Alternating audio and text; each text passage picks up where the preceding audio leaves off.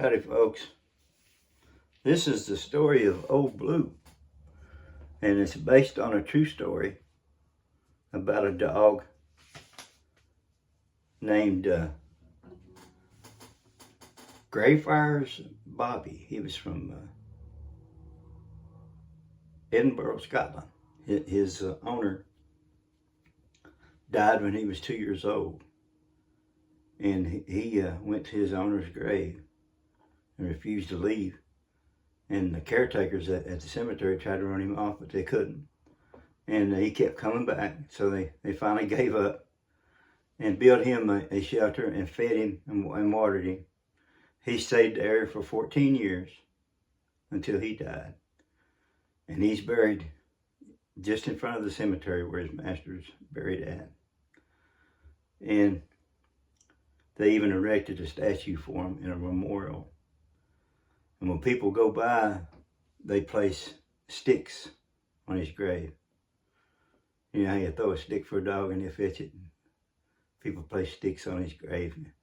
And his statue has been touched so many times. The bronze statue on his nose here has turned gold.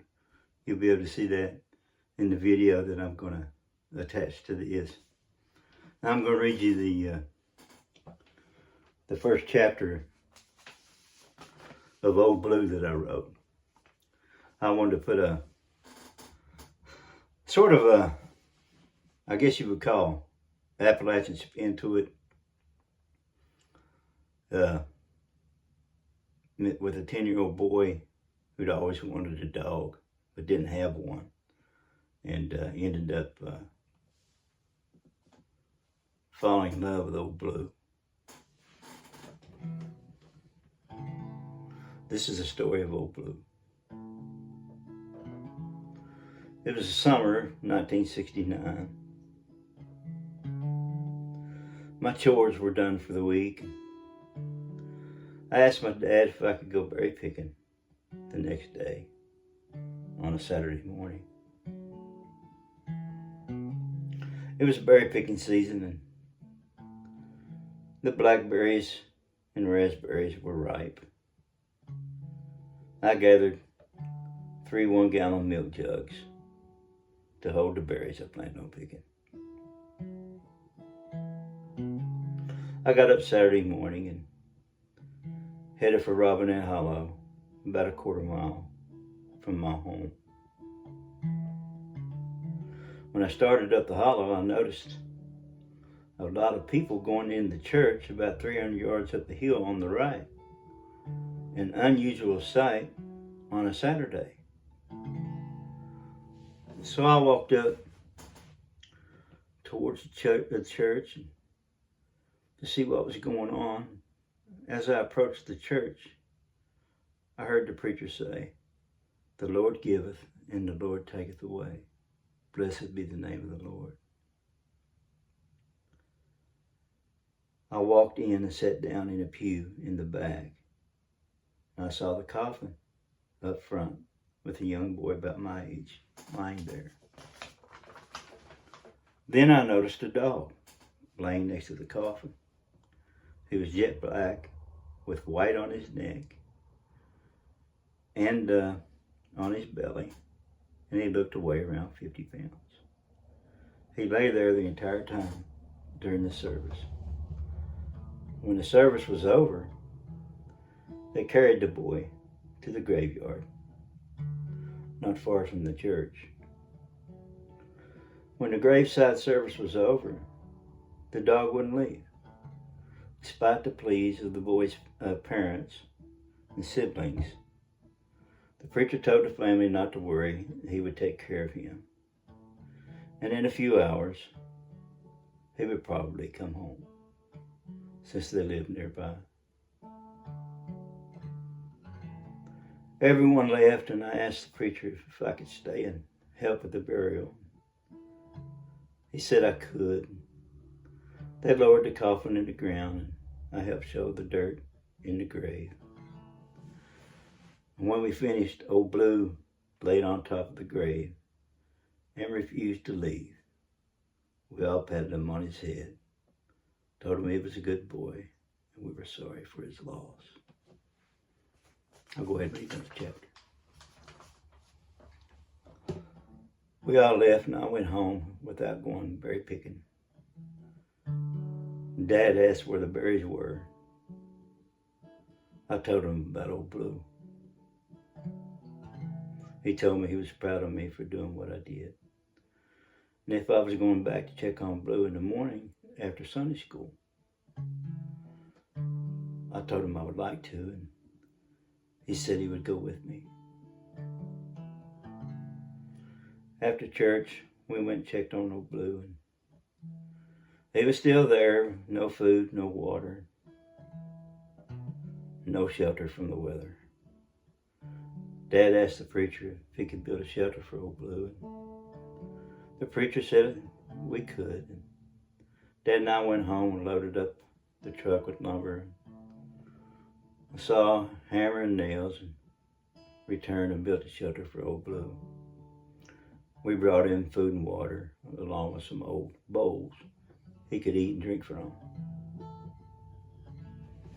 He drank some water, but he wouldn't eat much. This pattern would continue for the next 6 weeks. He was losing weight and his health was deteriorating rapidly.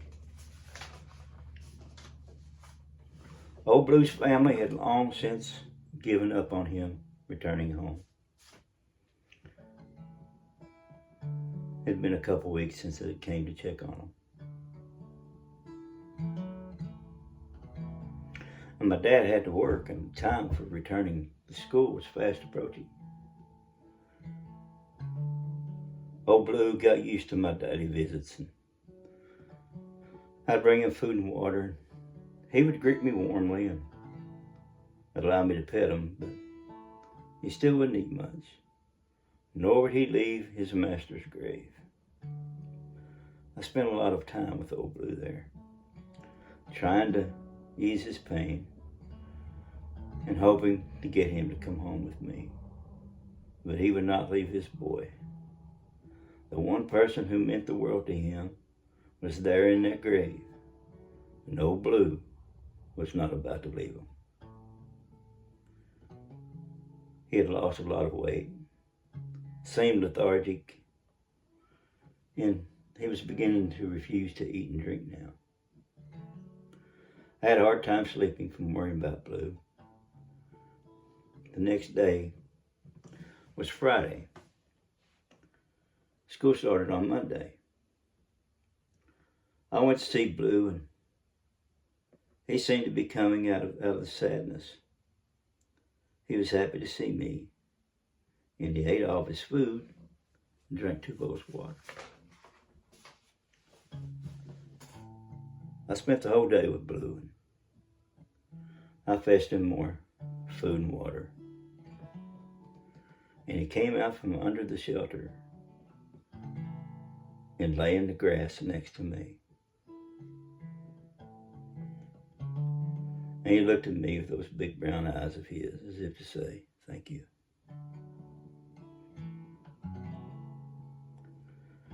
It was beginning to get dark, and I tried to get him to come home with me, but he refused.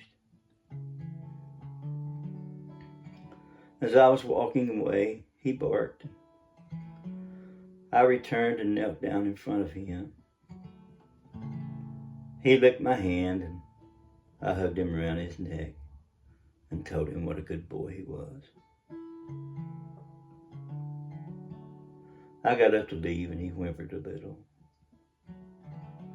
I patted his head and told him I would be back in the morning. He watched as I walked away, and I looked back and we locked eyes one last time. Then he turned and went in the shelter. My hopes were high that he would come home with me in the morning. I slept good that night for the first time in weeks.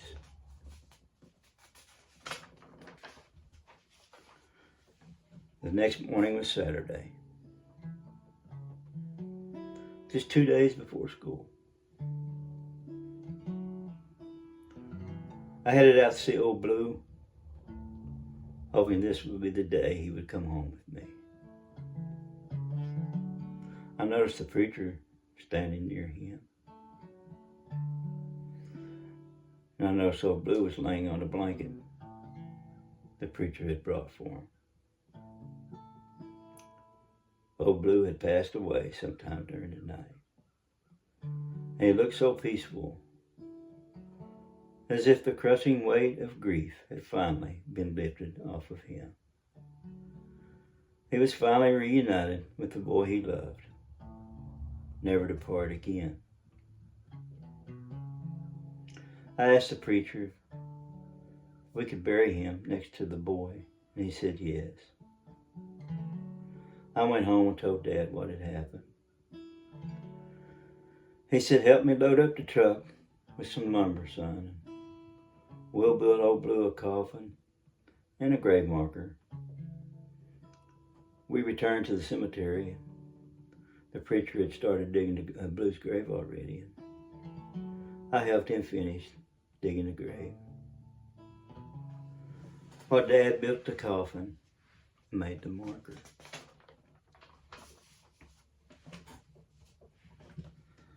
We wrapped old Blue in the blanket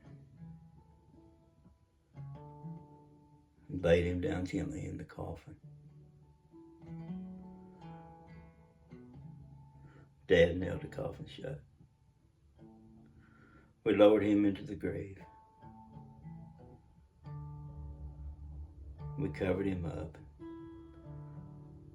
Dad dug a hole at the head of his grave with post hole diggers and put a 6-foot long 4x4 down in the ground about 2 feet deep. And he had a 2x6 about 3 feet long. And he asked me if I wanted to carve something in it for Blue. I said, yes, I do. I used my pocket knife and carved, "Here lies old Blue. He taught us the true meaning of love and devotion." It's been 56 years since we buried old Blue. I go back every fall, clean his grave and the boy's grave. Old Blue's marker is long since withered away. Years ago, I placed a small stone there, upon which I painted his name, Old Blue, an angel in fur. I think about Blue a lot these days. His love and devotion to his boy, and the lessons he taught me about love, sacrifice, and devotion. We could learn a lot from old Blue.